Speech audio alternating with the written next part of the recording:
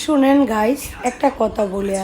আজকে হচ্ছে কালো, মোটা, সুন্দর এই ব্যাপারটা নিয়ে কথা বলতে চাচ্ছি।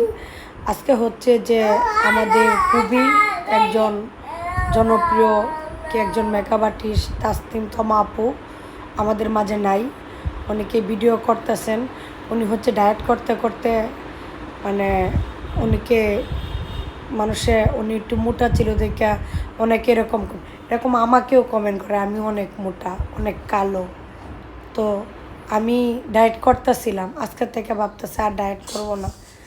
তো আবার হচ্ছে যে কি করব, মানুষে একটা শান্তিতে ড্রেসও পরতে পারি না। তো আপনারাই বলেন কি করব। তো আমি অনেকে তো অনেক ধরনের কমেন্ট করে, ঠিক আছে। তো হচ্ছে আজকে বিছনায় শুইছি, ঘুম নেই।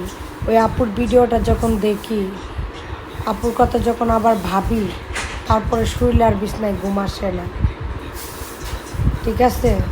মানুষের কি কি কমেন্ট যে করতে পারে এটা বলার মতো আর কিছু নাই, ঠিক আছে। তো মানুষ মোটা হইলেও দোষ, স্লিম হইলেও দোষ। পারফেক্ট বডি কি সবারে আল্লাহ দিয়ে রাখে? আল্লাহর কাছে যার কাছে যতটুক লাগছে তারে ততটুকুই দিচ্ছে। তখন আমরা মেকআপ আর্টিস্ট হয়েছি দেখে কি আমাদের কোনো অপরাধ আছে যে আমাদের একদম শুকায়ে যেতে হবে, আমাদের একদম সুন্দরই হতে হবে? আরে ভাই, আপনারা মোটা চিকুন সুন্দর এত কিছু দেখেন কেন? আপনারা দেখবেন কাজ, আপনারা নেবেন সার্ভিস, ঠিক আছে। তো প্লিজ বাজে বাজে কমেন্ট করবেন না। এরকম আপনারা কি ভালোবাসে আরও মানুষ হারাইতে চান?